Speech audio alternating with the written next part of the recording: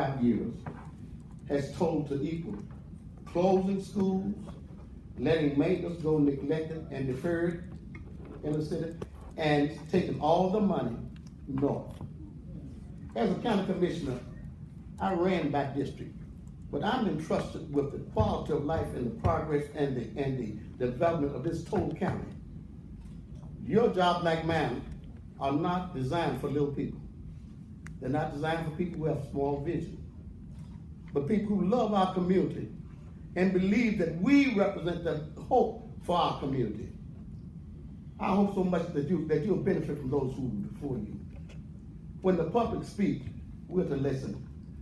And I hope that you're doing that, and I hope that you're not just having this as a thing of convenience. When citizens call me as a commissioner, and the majority of my district is in the city, about dumping in the county, that's as important to me as anything else, because I spend everybody's money. You spend everybody's money. The needs of one community, surgery is always major when it's yours. And it should not be treated like it's minor when it's somebody else. I pray for you to use vision and consideration for the needs of this total county. We do not need explanations for why small kids will have to go all the way to Pope while we will build and improve stadiums without stopping the leak on students who are trying to learn, but that you would show us a better way, show new fortitude to represent all the people so that there will not be taxation, because we pay our taxes. Will not be taxation without representation. Good luck.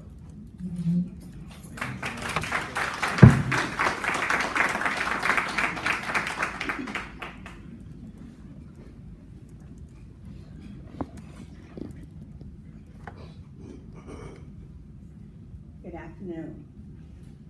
With God on our side, we can't lose. Believe it or not, I feel like I've lost my voice, but I'm going to speak.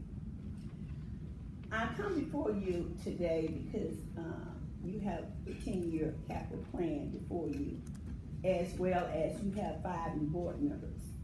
In July and August, as I went to the meetings, I saw there was a rush for the old board members of the board to get in their agenda.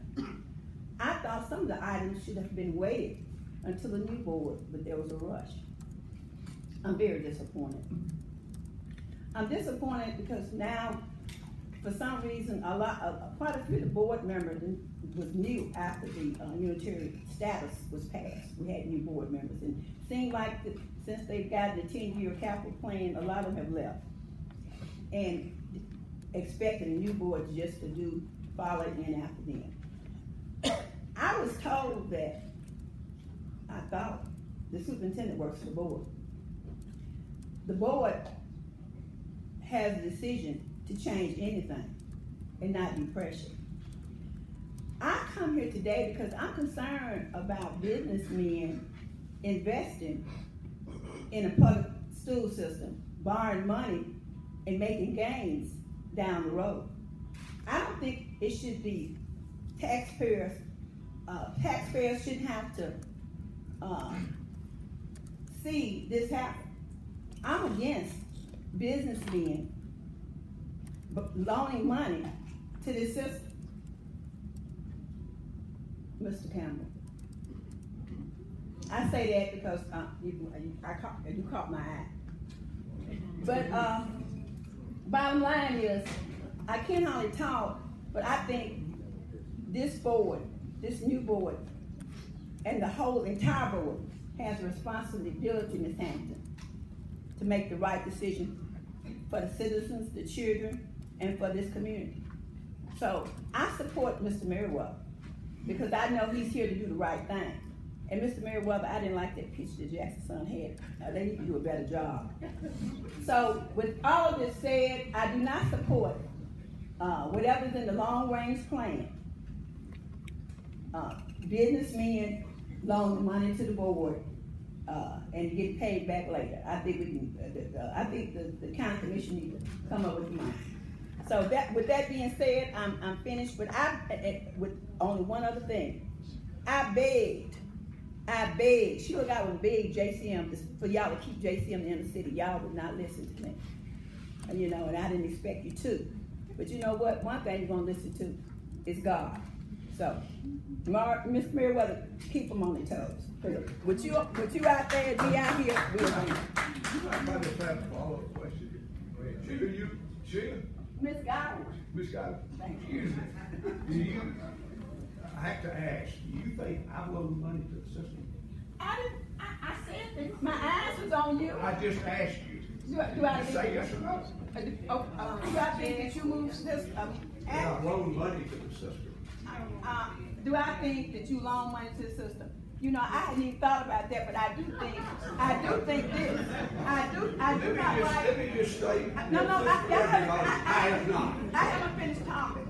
I do think I'm against subcontractors, second parties, H&L owned by you, invested in public funds. I'm against that. Thank you. So if that's the answer, yes.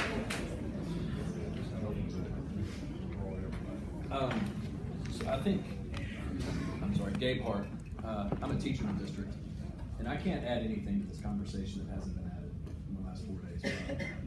I think I can give a different perspective. I was a student in Jackson-Madison County Schools from kindergarten through my senior year, graduated from JCM in '97. At a time when JCM had over 2,000 kids. We had a state championship girls basketball team. Our valedictorians went to Northwestern and Harvard. And I say all that to say, not that we have to go back to that. I say that a lot has changed in 20 years in our district. A lot's changed in 11 years since I've been a teacher at Northeast. Since I've been a teacher, Dr. Jones is our 4th superintendent. So that's a superintendent every 2.5 years. We haven't had a lot of stability. We haven't had a lot of continuity. We've had people who have had plans, but they weren't visionaries. And I say all that to say, for the last year, we've had continuity. For the last year, teachers that I work with and that I speak with on social media and in real life have a lot of confidence in our leadership. A lot. It frees us up to teach and not to worry about schools closing or rezoning. The plan that Dr. Jones laid out is a plan that the majority of us, and I don't speak for everybody, so I don't want anybody to think that I'm speaking for every teacher. I think I'm speaking for the majority of teachers. The plan that Dr. Jones has laid out has given us confidence.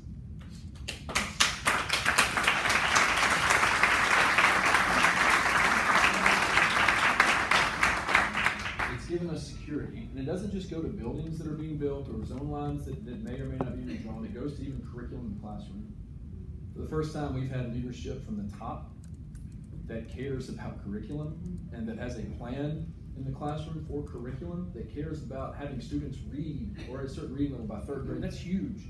And I think a lot of times we miss the point because we don't hear, I guess, from people who are on the front lines and what they feel about everything that's going on. And I'm concerned that a lot of these changes that have sort of come out of nowhere just in the last 4 days have the potential to sort of wreck things. And that I don't want to be hyperbolic about this, and that may not be the case. But there hasn't been often since I've been teaching that we have the city supporting, the county commission supporting. And let me just say this: I'm not like I have questioned the county commission on a lot of things they've done up to this point, but we have everybody on the same page for once, and that's huge. This is something that we all need to be on the same page for our kids.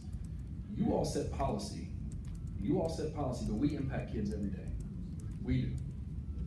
And I think it's important to hear what we have to say, because we're in the classroom and we're on the front lines every single day. And y'all have big decisions to make. But I just want to speak from the perspective of a teacher who's been here, from a person who's lived in Jackson their entire lives. This is a very important time. And what you all do right now is going to be very important for years to come. Years to come. So it's not something that needs to be a knee-jerk reaction to anything. And in my opinion, it's not something that needs to have a whole lot of change for what Dr. Jones has laid out. Thank you. Thank you.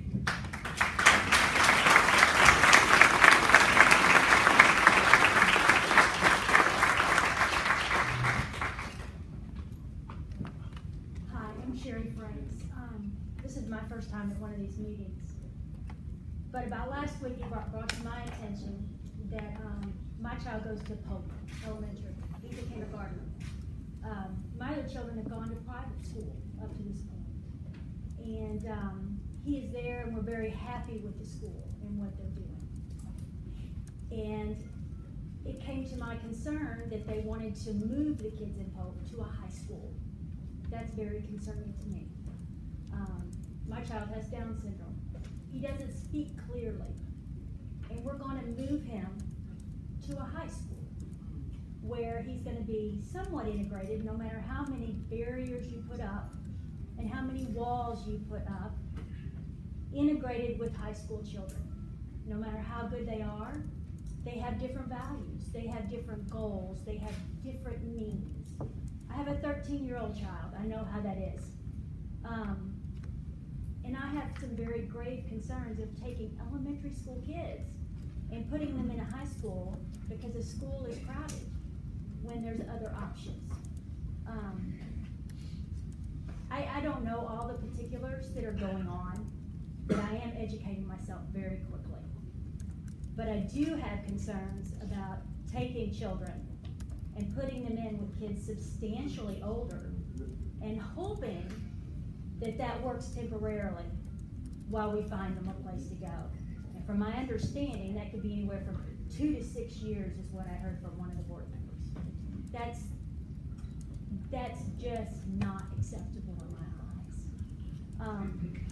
All kids are important. But when you have a child that doesn't have their own voice, you've got to speak up for them. And you've got to fight for them. And you've got to make sure that everybody understands that where you put that child could determine what is the outcome for the rest of their life. Because they can't speak for themselves right now. And that's all I've got to say.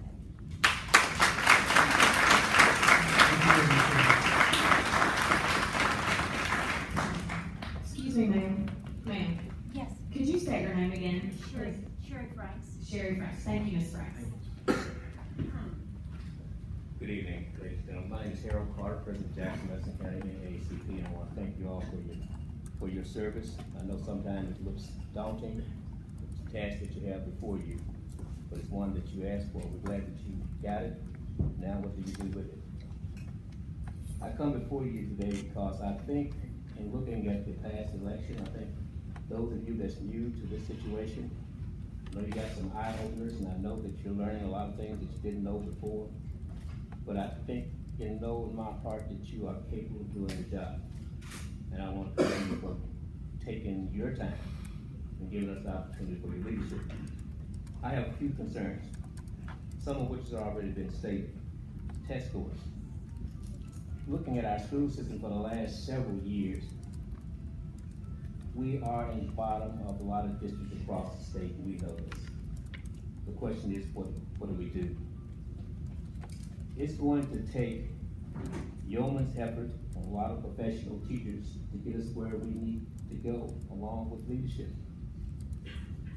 Leadership is going to be key because if you're going to reference all of the children to make sure that each and every one of these children in the school system maximize their potential to learn.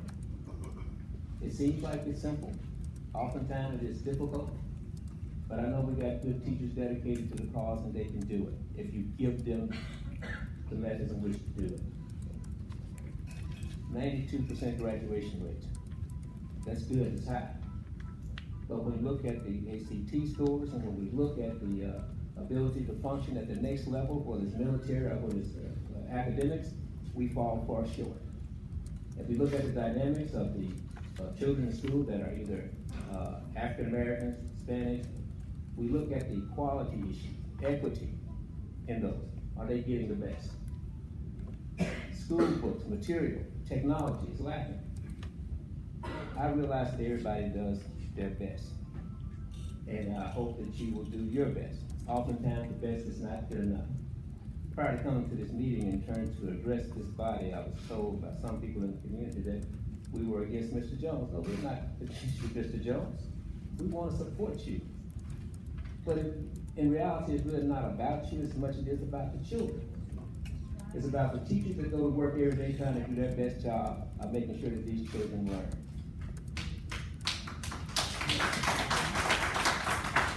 We've got to stop this insaneness of passing these kids from grade to grade and they didn't make the last grade. Third grade level, if they're not learning by that time, then we know what problems that they're going to have.